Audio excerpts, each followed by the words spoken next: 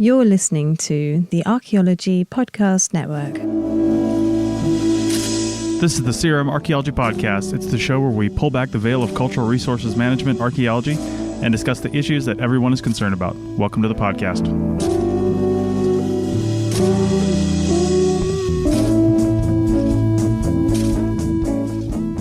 Welcome to CRM Archaeology Podcast, and joining me today is Doug in Scotland. Hi, Doug. Hi, everyone. And Bill in Northern California. Hello.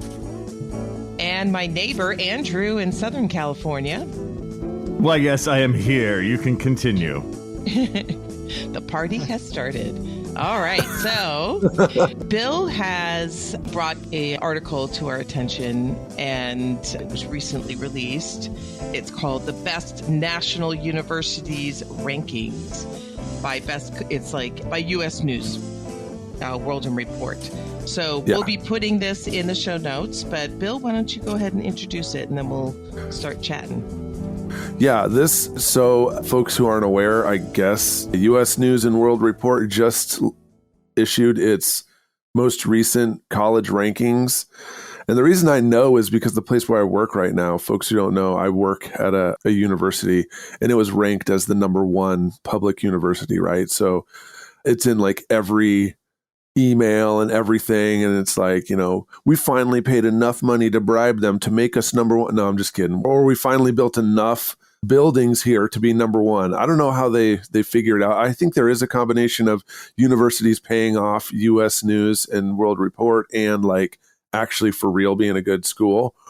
But the number one schools, if you look at it, it's dominated by these Ivy League schools, right? So I guess there's 8 Ivy League schools: Brown, Columbia, Cornell, Dartmouth, Harvard, University of Pennsylvania, Princeton, and Yale. Those are the Ivy League schools. And I mean, I have a million things to say about that, right? Like, I think that one of the main things behind the Ivies making it to the top is how many students they reject.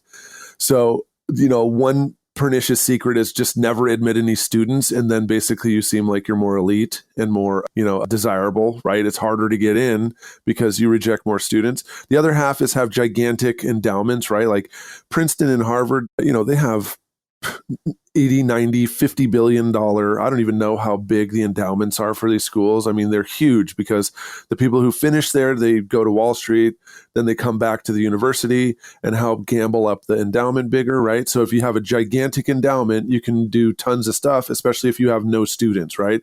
Like if you have 5,000 students or 2,000 students, but you have a $50 billion endowment, yeah, that's a pretty good university. You can imagine each person is, living large, right? Okay, so enough of that stuff. But when you start going down this list, I started to look and I was kind of like, I know I live out west, but I haven't even really worked with hardly anyone who went to these schools. And I was wondering, like, first of all, do these rankings even matter for cultural resources, archaeology? And then second of all, what happens to all the people who go to these top schools? Like, where do they go? So if I've been doing this for 20 years and I hardly ever work with anyone from these top schools, where are they all going? Yeah. First, I think, this list doesn't matter at all for anything, including CRM. I always tell my students... it has to matter. Some like Princeton and Harvard, that matters, man. I don't know who but it does matter. I think it's all bullshit. Like I tell my students, I'm like, the one thing you never need to do in worrying about transferring to university is read the U.S. News and World Report dumbass list. It's just a showboat of nothingness. It has nothing to do with reality. All those schools, I mean, their tuition's like $70,000 a year. Like, what are you getting? What are you buying? Are you telling me that going to like a Cal State or something per the money is like that much worse? It's not. Another way to look at it, though, is like no one's going to ever pay retail at Harvard, right? Let's see. Right. I'll stop. If you had $50 billion endowment and there was 3,000 or 5,000 students that went to your school or something like that, who's actually paying for that? Why would you ever have anyone pay for it? You can totally pay everyone's tuition every single time because you have no students and a gigantic pile of loot. True. But I don't know about the reality in terms of like, who actually does pay? How much do they pay? What's the deal? But I don't know. I have almost a chip on my shoulder on this because I find it to be just such bullshit. You know, like I'm like. So I looked it up. Harvard's endowment right now, June 2024, was $53.2 billion. Well, not enough, obviously. Yeah. So, but aren't there a few times where Harvard, they've just paid for everybody's tuition? Hasn't that happened a few times? I don't know, but I just looked it up. They have 7,000 undergrads and 14,000 grads. So they have like 21,000 students and $53 billion.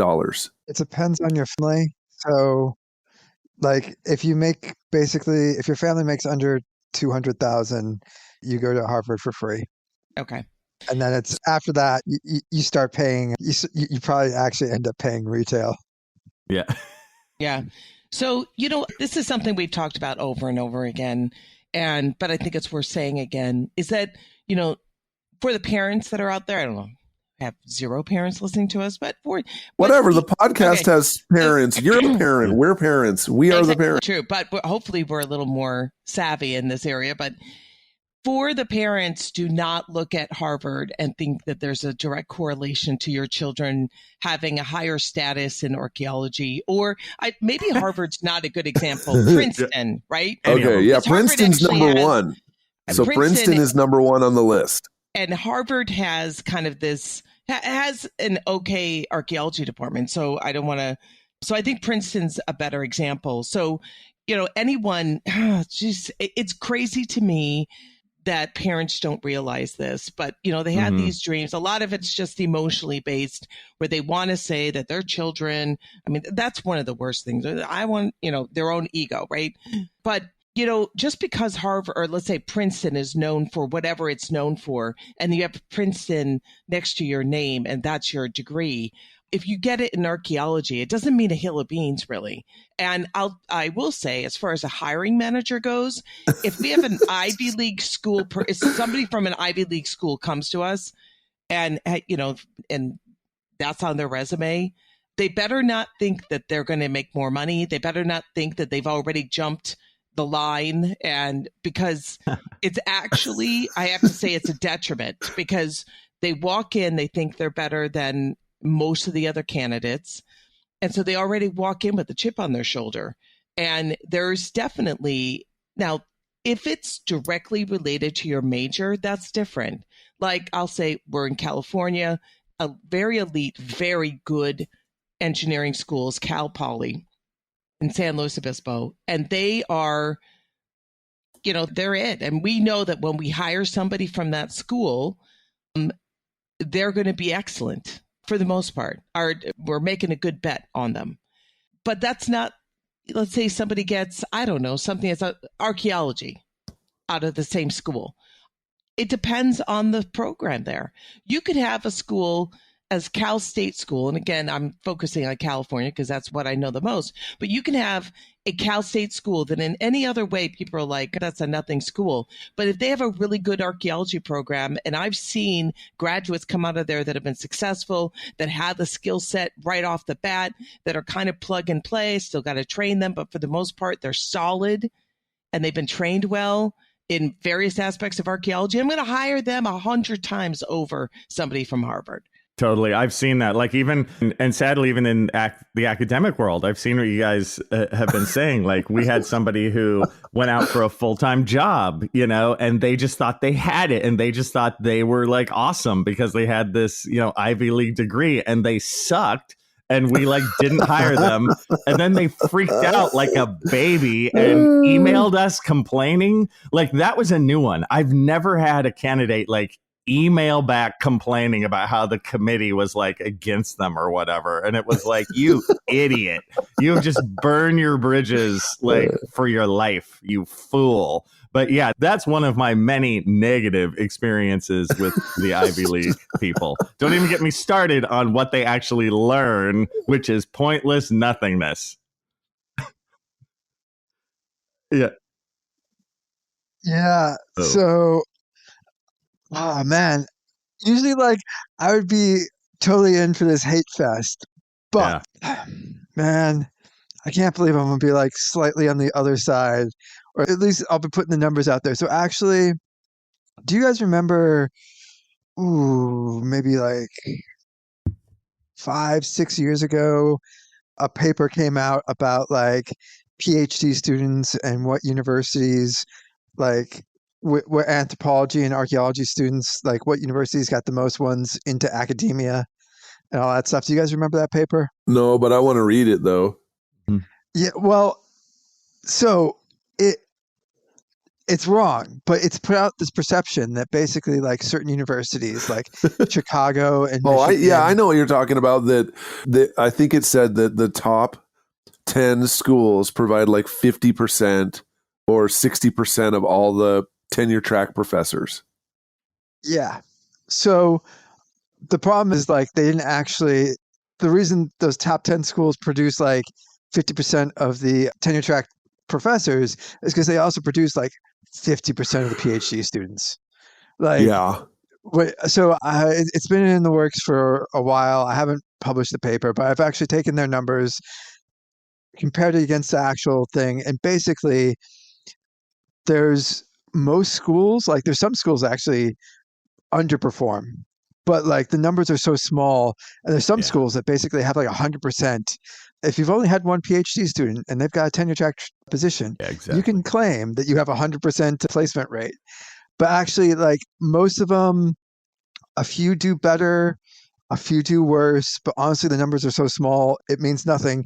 Except we have been talking about Harvard, and Harvard is actually one of the few that like punches above its number. So there is actually like a little bit to it. But I should say a little bit to it is like, so University of Chicago places like 50% more PhD students than they should.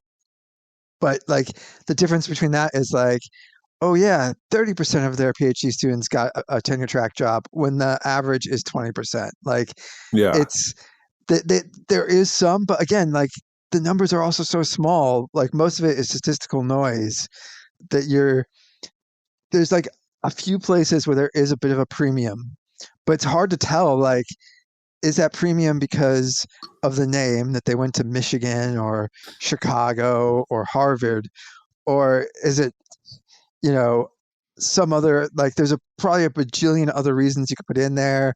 If you see like tenure track things, they're like, oh, so and so just retired in Southwest Archaeology, so we're going to hire another Southwest archaeologist. And there's only so many programs doing that, putting out those people. So like there's like a bajillion different reasons that you could put out there. But there is definitely that perception, especially I saw it on social media after that paper came out, where people are like, oh, well, my degree is shit now because, I'm going to Arizona or something. They're not top 10. That means nothing. But there is definitely that perception that people have that like certain universities, like, I don't know, it gives you that golden ticket. You can walk along the Yellow Brick Road to like the wonderful world of tenure track if you go to those universities. It's not true, but there definitely is a perception out there. I have to say, like, some people, that paper wasn't a good paper, but it has reinforced that perception that like certain schools are the it schools, at least for academia. Yeah. Well, so then the other question I wonder is like, how many of those folks get through the selection process to even be considered because of that pedigree, right? Like how many people you look on there and you're like, oh, wow, they're doing Southwestern archaeology, but boy, oh boy, they came from the University of Chicago. Like that's a top school. Like I wonder how many people are like, let's look at this package versus, oh, well, this person came from Northern Arizona. Well, I mean, that's cool, but we've got someone else. And you're like, that person is within 40 miles of Southwestern sites that are, well known and could go there every day. This person coming all the way from, some other state. So I do wonder like how much of that pedigree gets through the selection process and helps them at the like detriment of someone who went to like the University of Alabama or, Washington State or something like that. It does, but it doesn't, like in the sense of it helps, but it hurts in that, again, so like those top universities are putting out like 50% of the PhDs. And we've seen these things on like, I don't know if you guys, I'm sure Andrew could probably have said this, but like, Andrew, when you've done your job searches, you don't end up with like 20 candidates from Berkeley, like it'll hurt you, because eventually, like when you get down to that like top 5 or something, if you have 2 candidates from Berkeley, you're going to actually just usually discount that second one. So it can hurt that person, because that second place person, because they're like, well, actually, do we really want to have like 20 candidates, our top 5, all from the same university? And so, yeah, I would say in reality, it doesn't happen. I would just say in reality, in terms of Yeah. academic jobs, just so people know, the last full-time anthropology hire, we had 100 qualified candidates for the job. I remember the number because it was exactly 100. So like we had to go through 100 applications, real ones, they were qualified, right? And so you just get them from everywhere. It's just like a deluge. So the fact that they went to Harvard or something, as you go through them, you go, oh, that's nice. But it doesn't, like, to me, it doesn't really do much either way. It's about what you actually did and what your resume is. So to me, spending all that money didn't really get you anything.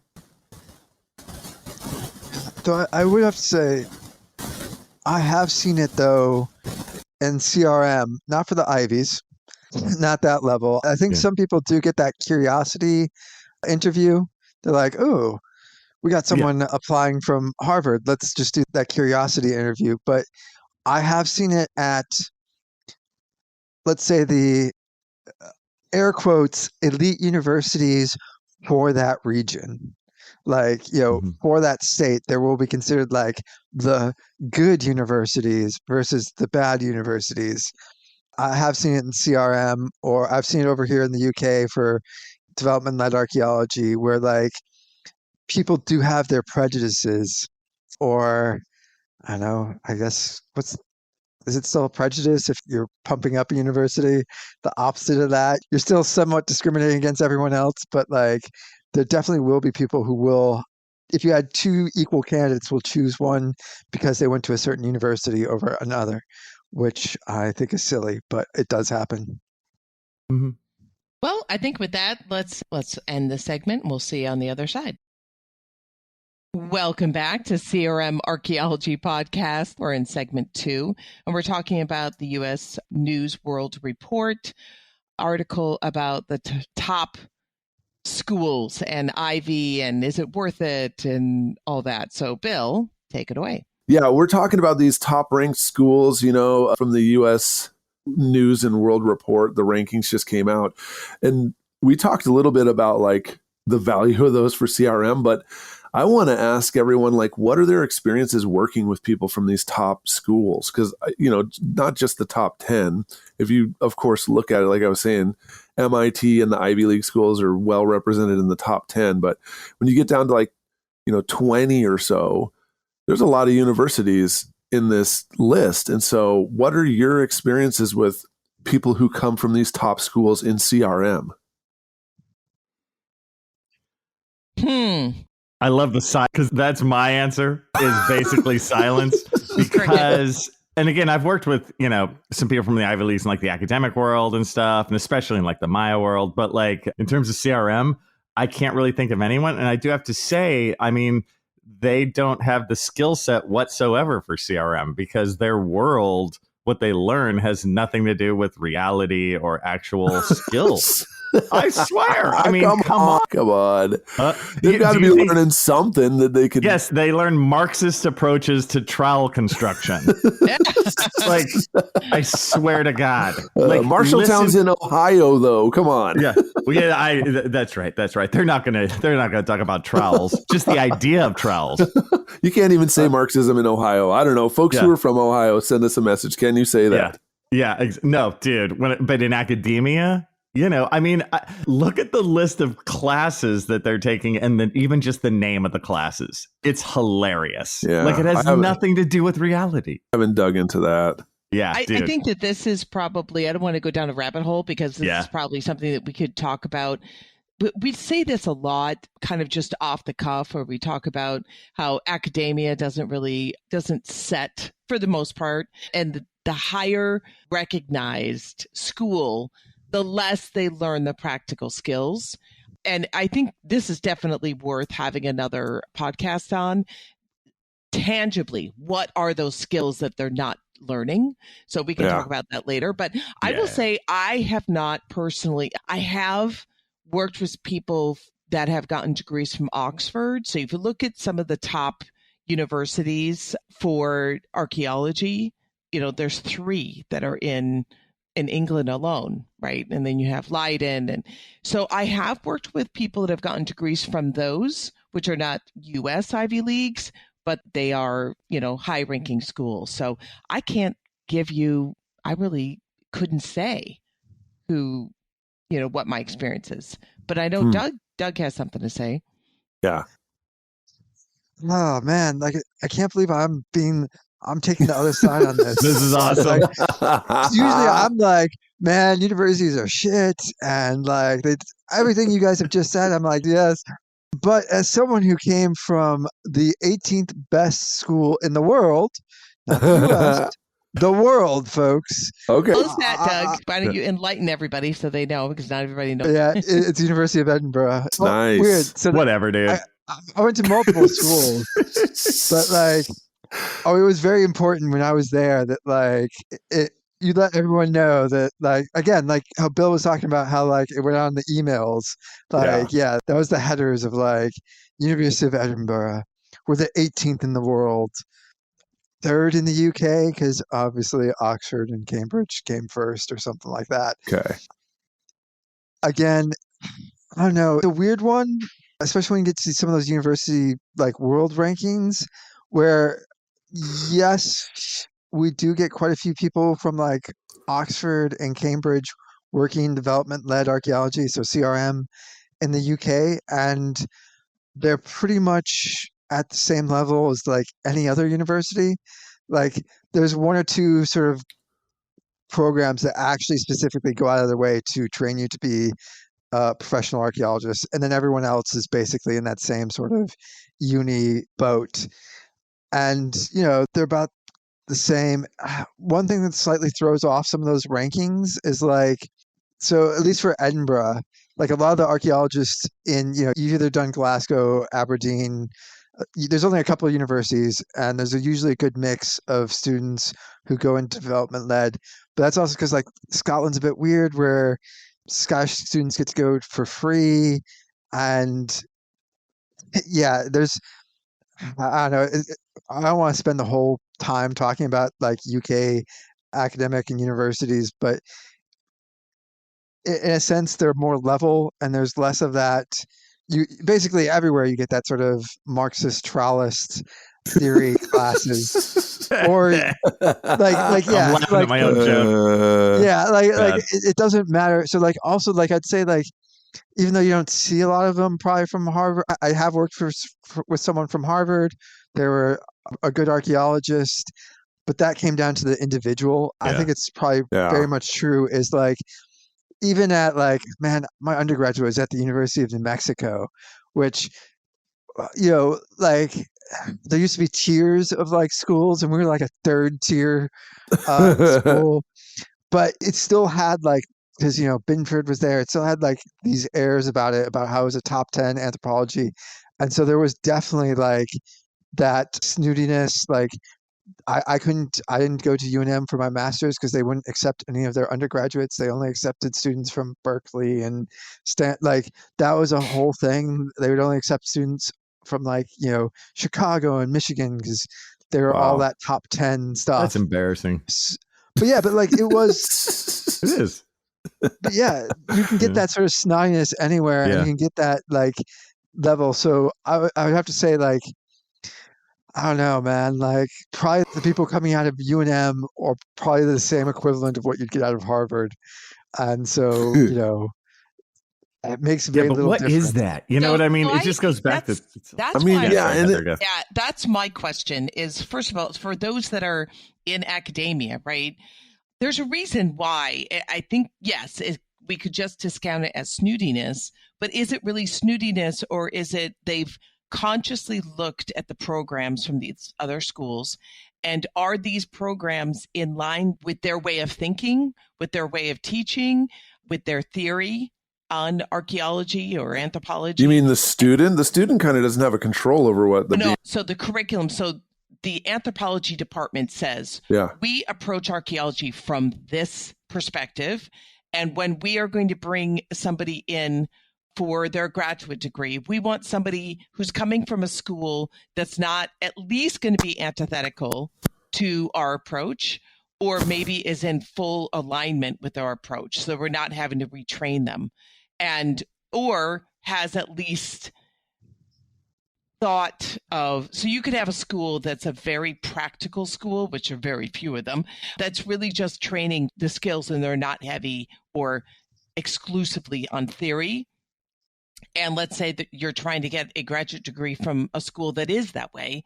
They may not even consider you because they believe, I'm not saying it's correct, but they believe that they're going to be starting from zero on this student, and they're going to have to train them, retrain them before they can even start on getting them ramped up for the graduate approach, the graduate school approach. So, from academia, this is just a theory on my part, so I may be completely wrong, but is that why? No, not really. I mean, okay. I don't know. So there's the stuff we feed the university so that we can keep the lights on. So there will be some kind of summary of what the department is, and it will be agreed upon by the people who work there. So it's obviously parroting what the university itself has put out for its mission statement and marketing, but then also a mixture of what we all do. But there is kind of a idea that you'll have scholars from a lot of different areas, and that they'll have different expertise, but they'll come together, as a department. And so while people will be experts in Mesoamerica, and other people will have Slovenian linguistics, anthropology, and then someone else is doing politics of death and dying, you'll have all these people. That's what their research interests are, but they're all part of one department. And that department is in alignment with the university, right? So there is no clear theoretical perspective that we're going to be total Marxist or we're going to be, hardcore authoritarian conservative. There's no one who's really making us make that stuff up or have that. And when you get a student, it's not necessarily that you're going to be really, at least me, I'm not really focusing on what their personal beliefs are or their theoretical perspectives. I'm is the research that you're going to do something I can help you with? Because if I can't, right. There's whole huge areas of the world I have no expertise and no way to help you. And so if you came and asked for me to be your advisor, I can't do it because I'm not a good person and I'm only doing you a disservice. So the person comes with their own individual ideas and who they are and stuff like that. Now, what I can see is there would be a problem is if there was someone who was so out of sync, right? Someone who came in and even though they were doing research that was along the lines that the department does, but they're just so out of sync with their approach and everything. One example would be someone who's trying to do archaeology, but they're a performance, method actor, visual media kind of person that wants to keep making performative dance of archaeology, right? You can see how this would be a real big problem if you were an actual archaeology department and that's what they wanted to do for their PhD. That would be someone who's so out of sync that it's not really possible for them to fit in. Right. But otherwise, there is no one who's telling us what our politics should be. I guess subconsciously we're choosing people that are in alignment, but I would never not choose a student who is good because they didn't have the right political beliefs as me or something like that, right? Yeah, I guess I wouldn't be afraid if someone had crazy religious or political beliefs. I'm can you do the job? We're here to do the job, right? I'm not pushing my beliefs on you, dude. Yeah. So just chill out and let's get work done. So Bill, I know that you and I are cool. Anyway, I was just going to say, Bill, I know that you and I would be cool about that, but I don't know in terms of political belief. I could see other faculty members just thinking that a different political belief than theirs equals wrong. They'd say they were open-minded too, but they're not. You know what I mean? Not. I've seen that. Yeah. Also, it's a slight system level as well. Part of that is just sort of baked in where just even so in a way, those rankings matter. They don't matter for the students, but they matter for the faculty. Because, when there's budget cuts and stuff, being able to say, well, why would you cut the number 1 or number 3 program in the universe for this? go cut to the theater department. They're not ranked or whatever. Like there's all sorts of things on that. You get a different system level of like, grants and stuff like that. All that funding is peer reviewed by your peers. And so Yeah. those peers being out there, and like it does happen where like people will look at it and be like, wow, this is a great project. Ooh, University of Idaho. Nah, I'm that like, absolutely happens. I can tell you it does. yeah. And so like it's that. And then it even comes down to like people, there are a type of professor who plays the prestige game. And part of that prestige is like they actually look at students not as in like, how can I help that student? How can that student help me? Like, they'll look at like their projects and be like, yeah, is that project going to get them hired at a different university? So then I can say like, I've placed 20 of my students as professors who then at some point will probably like review their grant applications and of course give them high marks. And like, there's a whole bunch of gameplay going on, even if like individuals opt out of it at a certain level as a sector. I say the university sector, like it's not just archaeology, it's all over the place. There's like no pressures to teach students for jobs, unless of course you're like at a community school, Andrew, where like that is what your job is. And for the most part, like Andrew, you don't have to go out and play that prestige game. Yeah, not to the same degree at all. You're right. It's a two-pronged approach for me. It's the skills to get jobs and stuff, and also transfer. Right there. So there is that. Like that's the two things. Yeah. Skills and transfer. Anyway, as I was talking last, Heather, were you going to say something? I feel like I stepped on your. Yeah, no, I was just saying. You stepped on me, but whatever. Yeah. Well, no, we didn't mean to. Like, Bill, I was just teasing you. Oh. I just wanted, for me, I wasn't necessarily thinking from a political perspective. I was thinking really from the perspective that if the student has come from another college that has a different approach to archaeology, like really different approach to archaeology for their undergrad, and then they're trying to get into a grad school that has just a completely different approach. And that grad school just says, you know what, you're going to be too much work to get you caught up to the way we approach things. And I think you guys have answered it, but to me, it wasn't a political thing. To me, it was schools have very different approaches, especially to anthropology. They have very different approaches. And so I do think, like, I know when I was applying to grad school, there was one in particular that did tell me that. And they just felt that I wasn't going to be steeped enough in the theory that they believe is important. And so they did not accept me. Huh. Idiots. Yeah, I was going to say that's interesting, but whatever. I mean, I guess you're right. I can see how that would be a thing, how someone would just be like, oh, God, you can't possibly know what I know, so I don't even really want to coach you all the way up. I can see how that'd be a thing. You also get at a cultural level beyond just like archaeology theory and stuff. So like, like University of Edinburgh has a real reputation for toffs. So that's imagine your upper level Ivy League rich folks. And it is true, like, man, like conversations that some of the undergraduates that I taught had would be like, oh yes, I've just got this wonderful decanter for decanting my wine. And man, like my undergraduate was like Keystone Light, like, man. I was going to say your wine was called Mad Dog. It was purple. We're like 30 stones for 10 bones. Like that was oh my God. Oh yeah. That was like our level.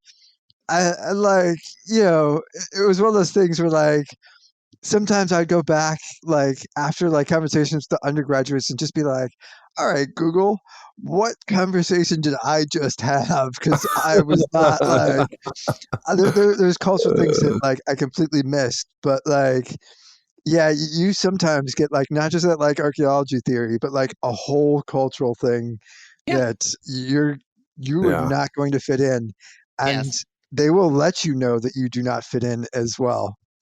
Yeah, that happens in companies too. Well, and I was going to say, is that what ends up happening? That well, we can join this on the other side, but is that what Yeah. happens? They're in a certain culture, and then when they finish, they don't want to be in the CRM culture. They want to stay in that kind of thing. And so they don't even really apply. Yeah, let's talk about that on the other side. Welcome back to CRM Archaeology Podcast. Today we're talking about the U.S. News World Report article on the 25 top universities in the country. Bill brought this to us, and Bill, I'm going to let you start the last segment because you had something to say anyway. Yeah, we were talking about, how rare it is to find people that are from, Ivy League schools. It's probably because we know in our area which universities have the best folks for that area. And so we do probably prioritize people who come from there. But in my own experience, I worked with a couple people from Brown. I think I worked with someone from Princeton in the past in CRM, and they were fine. I mean, once again, it's like each individual, right? They didn't think that they were better than anyone. They just came in. They wanted to learn how to do archaeology in Arizona. They were fine. And, I never had any problem. Like, I didn't even actually know they went to an Ivy League school until I asked them and then started to look into it. I'm like, man, what? You went to Columbia? That's a really good school. Okay, so the thing, though, that they did all have in common, it was like 3 people. CRM was just a stop on the way. They were just going to do CRM for a while, and it was clear they were going to go to graduate school. And then, of course, a couple of years, I've lost contact with them, but yeah, a couple of years later, they did go on for a master's or a PhD. So they were only there as a tech for a short while. But I wonder how much of that, like we were saying in the previous segment, how much of that is due to the culture of CRM, that maybe it's just not what they're used to. Probably not. I mean, that it'll stick out, but that is all of CRM. Basically, like years ago, I mean, it was like a decade ago. I even wrote it up and tried to submit it as a paper, but SAA were not happy that I did a preprint publication. It was before you could do preprints and stuff, so they never published it. But the vast majority of people with archaeology degrees are never going to be an archaeologist. Well, yeah. And then like also there's a couple of other ones where like, the average lifespan of a field tech is about 5 years. So there's been a couple of people who have done surveys, and basically, 5, maybe some people push it for 10 years. But of course, we all know those lifers that have like, that's all they've done. They're really happy with their life, and that's what they do. For the most part, like, anyone in any university is not going to end up in CRM. The majority of them are not. Yeah. And the ones that do are also going to, transition through at there's a certain churn, and it'll probably stick out in your mind that like, oh, they were because, Brown or Columbia and stuff like that. But, if you were to look at like everyone from Arizona State, you probably have the same sort of churn where like a couple of people will be lifers at the field tech. Everyone else is like, I'm doing this, but I'm going to try to go and get a master's. I mean, all of us went and got masters or PhDs to move up in CRM. And that's just how it works. Probably there's not any sort of like statistically significant difference between anyone from any university. Yeah, you're probably right, huh?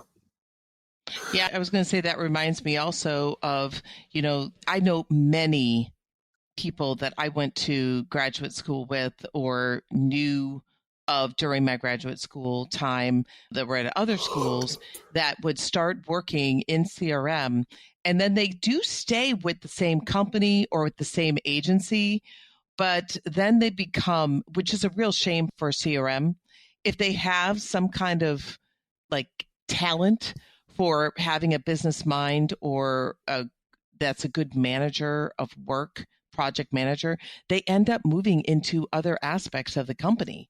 So they don't stay in CRM. Even though they were hired as an archaeologist by that company, it's not even their decision. It's the company identifies them as a good project manager, and they end up switching into something else entirely. It could just be, something adjacent, like an environmental planner or, a project manager, but then they don't stay in CRM because which is a real shame, like I said, because CRM needs more people that have those, that are talented in those areas, like project management and organization and that have a business sense to them. But I would say, and this could be just my own bias, but I have dealt with and hired PhDs that were very focused on the PhD track. Like their focus was eventually to be tenured, and they didn't make it. They didn't get that tenure position. So now their whole career, their whole training, their entire trajectory of their career has been focused on that pursuit, the pursuit of getting that tenure track position, and having them switch over to CRM, even though they're very smart. Let's say they have a lot of training in one area, region of the world, with respect to archaeology, they could be valuable in that way. Many times they just do not do well. The writing is different. The approach to archaeology is different. And so you could have somebody who's excellent, like could have come from Oxford, and they're just super. But unless you have a large company, a large practice, archaeology practice, you're not going to have the room for them. The smaller the practice, the more multifunctional you need to be, the more hats you need to be willing to wear. And if you have a larger company where you can just relegate those types of folks to the research-based archaeology or tasks, that's awesome. It's great because you can, let's say they can write, background context or whatever, or they could just focus on, one specific aspect of the research. That's great. But unless you have a practice that can handle that, they're not going to be a good fit. Well, and I wonder about that whole preparation to be a professor too. And we've talked about this. We never stop talking about it, right? Like, I don't know what school they're going to that is like seriously preparing them to become a professor, since there's no way you can know what's going to be the job available. Like the better approach is for you just to learn how to be a good archaeologist, because you can be good at that regardless of whether you work for a university or what you're doing with your, how you make money with your degree. But there is this kind of idea that like somehow they're being prepared to be a professor, but they're not, man, because they're not. You don't learn what you need to be a tenure track professor as a PhD student. Right. Like, I don't even know if it's possible because of the like politics and your position and the hierarchy. It is not possible for you to be preparing yourself to be a professor as a PhD student. Right. They're being prepared for nothing. They're being prepared to be a theoretician. Seriously, right? They have no skill sets for being a college professor. They have no skill sets for being a CRM person. No, man. The PhDs, they're learning how to be archaeologists. They're learning how to be specialists, right? Like the folks that I know at my university, they're learning how to do the job. Are they learning how to dig a 1x1? If they're with me, dude, they're learning all that shit. Yeah, I know, but and dig a shovel probe, and how to use a breaker bar, and how to use a piece of paper I guess you're the exception, dude. You know these people in our profession. Like, whenever my students transfer to like other schools, they're always the only students who had actual experience every time. And Bill, yours too. Like, I was just teaching. Yeah, we are weird. I know that. Seriously. I was just teaching a group of PhD students how to use a compass to take a bearing and to draw a map, and explain to them that if you're good at this, you'll be better than most GPSs. Unless you have a total station, that's going to be better at drawing the site than any GPS, because your margin of error is going to be small. Even after like 50 meters with a pull tape and a compass, it will be more accurate than any GPS that I know of, especially if you're in the forest. Oh, yeah. So I'll say, from a CRM perspective and hiring, and the experience that I've had with hiring people from various different areas, schools, focuses, is that it's not just the hard skills of digging a 1x1 and using a compass and all that. It's also being able to analyze and look at, okay, we've dug a 1x1. Where should we place the next one? We have all this information. We have all these, test pits that were done a couple of years ago. Now, the mitigation measure was to do a data recovery, or even better yet, a phase 2, right? So an evaluation. We've done the extended phase 1, or the phase 1B for some people in other areas of the country. And now we're having to figure out, okay, what is this site significant? And they don't even know that stuff. So to me, if I'm going to hire somebody, Heather, they know. Heather, they know. Yeah. The answer to that is to put your shovels down and stand up to the bourgeoisie. Duh. That's the stuff. If I'm going to hire somebody, they come in, they have a PhD, they have they have all this experience, they want to get paid a certain amount per hour, but yet I can't turn over a crew to them and get some really good data based on the work plan and them being able to make decisions in the field based on what they're seeing so far. Right. If you can't do that, I have to hold your hand through that. I can't do that. Like, I'm paying you too much money. If I need to hold your hand through writing a report and you have all this data and I need to hold your hand to be able to answer and complete a report so that basically my job is only to review it and not rewrite the whole damn thing, why am I paying you? I literally could go and hire somebody who just got out of undergrad, graduated, was good, they're sharp people, and now I can train them for a year and say, okay, listen, this is what you're looking for. To me, it's much easier for me to do it that way. So that's one of my pain points for people with these, graduate degrees, and that even, amp it up a little bit more when that comes from an Ivy League. They think that they have the skill set and they don't. Yeah, I was just going to sort of loop back. Just for like the top level topic, I'm going to agree with Andrew on this one, is like, I think we're not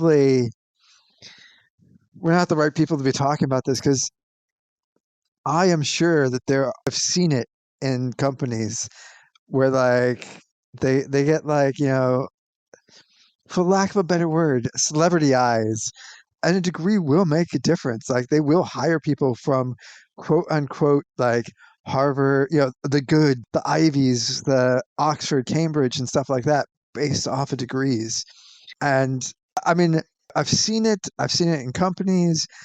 I remember like an open day with careers where, slight reverse, one of the owners of a company stood up and like, there was about a dozen students there, and it was just like, I can tell who's going to be a good archaeologist and who's not.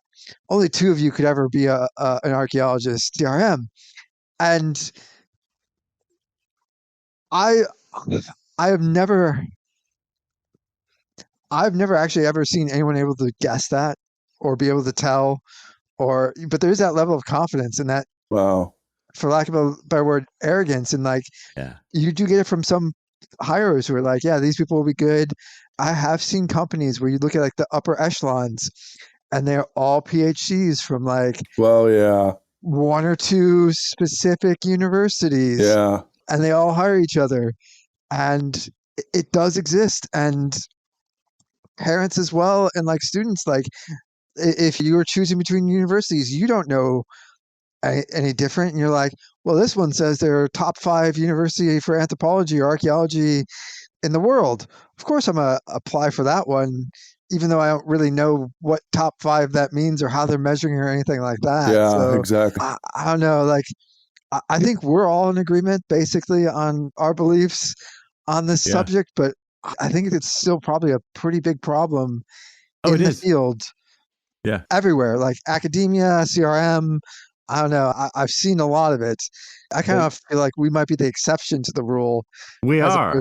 Yeah, I'm pretty sure. You know what? We're also all employed. So like it's funny, the route to success to me over the years, what I've learned is you have to be the exception to the rule. If you follow the like way you're quote unquote supposed to do it, you're just entering a big fat pile of people who all know very little and are all super focused to becoming theoretical researchers, and like nobody needs that. Well, and a lot of that I wonder about, there is something to be said about the selectivity of these schools and the fact that they are only taking a few thousand a year versus, the tens of thousands that other public and state universities are taking, right? Because maybe the mission of these elite ones is not actually to teach all the people. It's just to maintain elite status. And by just keeping the pot low and letting legacy people come in and making sure that they're well fed and well geared, it doesn't really matter what they learn. They can still maintain the prestige. Like they don't even have to actually learn anything and they'll still be considered the best because they went to this, elite place. And for the other ones that do take folks, the public schools that are quite elite and have a low acceptance rate, they're choosing, some of the best students. And so there is something to be said about the gauntlet those students have walked to get into the door. Man, they are really skilled and capable. Yeah. And so the question at that point is like, how well is this university serving its student body? Is it giving it what it wants? Right. And one way to figure that out would be to ask the students, like, what do you want from this place, right? Do you really want to be a deep thinker that is very capable of thinking really big thoughts that are going to help us through? Because we do need people who are going to sit around and just think all day and figure out how we're going to get out of this mess. We need to listen to them, but some people do need to focus on that. So if that's what these students are coming in and they want to be those thinkers, then I guess, the university is doing it. But if they say something else, like they want to work in CRM, then I don't know if they're actually getting what they need out of these programs, no matter which one you point at. I would say that the students who are getting into these elite schools, especially the ones that aren't legacies, they are some pretty badass young people. And they will help the world greatly in the future if given the chance. Well, if given the chance, right? Like, but they are given the chance, but it has nothing to do with the actual jobs out there and the actual reality of things. So it's like if 90% of them are made to be deep thinkers in think tanks, we need 1% of that. And I agree, we need some of it, but the percentages are all messed up. So you have a bunch of people who can't do stuff. But what if that isn't why they're there, right? If they're there to be deep thinkers, all of them, then rad. Or even 80% of them, then that makes sense. They're in the right spot. And even if there's only 1% jobs available for the deep thinkers, at least for a few years, they got to do what they've always wanted to do. But if they want to get into the job market and they want prestige and they want skills that'll help them survive in careers, then we do need to rethink it, because if the professors are not giving them skills, then that's where there's a problem, right? If at the very top schools you don't learn skills, which you guys are saying, but in my experience, they did have skills and they were willing to learn. If that's the case, then we have a mismatch of what the student expects and what they want out of it and what the professor's providing. But I just find it utterly not grounded in reality. Well, wait, actually, we don't have, in a way, we do and don't have a mismatch. In a way, there is no mismatch between student expectations. Because again, you're talking about sending in students, and when you describe the romanticism of academia, not the reality, but you're like, yeah, we're going to pay you a couple $100,000 a year to occasionally show up to a class, and you get to do your own thing. The romanticism, they are teaching what a lot of those students are thinking they want to do. You ask them, and if you're 18 years old and you're told yeah, dude, we're going to pay you, I don't know, inflation, 150, 200,000 to only work 9 months out of the year and do whatever you want. And when those 9 months, you only work for 16 hours. Again, not the reality, but this is what you're telling them. Right. Yeah, all of them, of course, are going to say hell yeah. Yeah. Hell yeah. And also university can be a lot of fun. You're I get to stay in university for the rest of my life. Right. Hell yeah. But that's not the reality of what happens when you get out. The mismatch is when reality hits. But at the moment, universities are serving up exactly what their students want. You know what? I think I'm just going to close it because we have actually a couple topics. One, and this is what I will close with.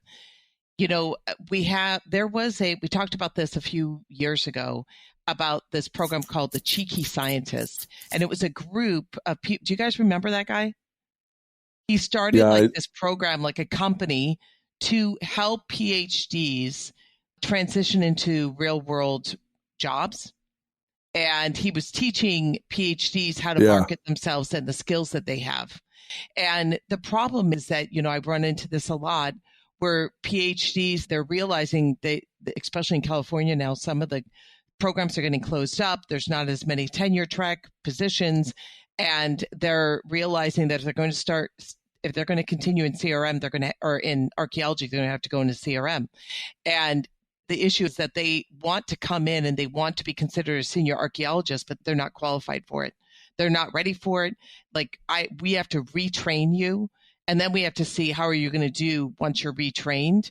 And again, it's what I said before. If you have a larger company that can handle having only research-based archaeologists, great.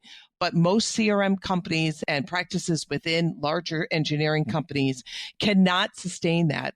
We need archaeologists that are multifaceted and have the skills outside of just being a research archaeologist. And if you do not have that, it's too much work. And from somebody who's a manager of a practice, it is too much work for me to get you up to speed. So either you're going to have to be willing to take bottom of the barrel rate, hourly pay, and work yourself up, or this isn't going to work, because eventually you'll get hired. Somebody will, and I've done it. I've hired somebody and I've had them, at a senior archaeologist position, and it's been painful for a whole year trying to get them caught up, and then they never get caught up, and then it hurts their confidence. It's just bad all the way around. So I think that this is a good topic just for us to tackle. How do academic archaeologists transition into archaeology? And let's talk real world. How does that happen? And how do you need to change your perspective as a candidate? Because I got news for you. I don't care what you did in academia.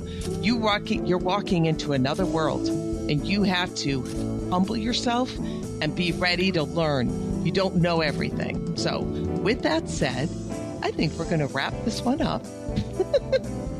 How many listeners call Heather such a bitch?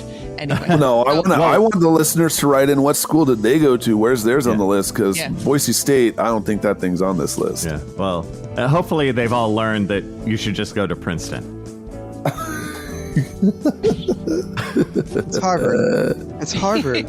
Harvard's the one. Harvard. They punch slightly above than what you'd expect in numbers. Sorry, They're the ones to go. Okay. And I think actually was lower. Well, whatever. I went to Boise State. It's 301. Well, I'll tell you, one of the best archaeology schools, Cal State Northridge. What? And with that, we're going to wrap this one up. Thanks, everyone, for listening. We'll see you in the field. All right. Bye, everybody. Later. Bye. That's it for another episode of the CRM Archaeology Podcast. Links to some of the items mentioned on the show are in the show notes for this podcast, which can be found at www.arcpodnet.com/CRMArcPodcast. Please comment and share anywhere you see the show. If you'd like us to answer a question on a future episode, email us. Use the contact form on the website, or just email chris@archaeologypodcastnetwork.com. Support the show and the network at arcpodnet.com/members. Get some swag and extra content while you're there. Send us show suggestions and interview suggestions. We want this to be a resource for field technicians everywhere, and we want to know what you want to know about.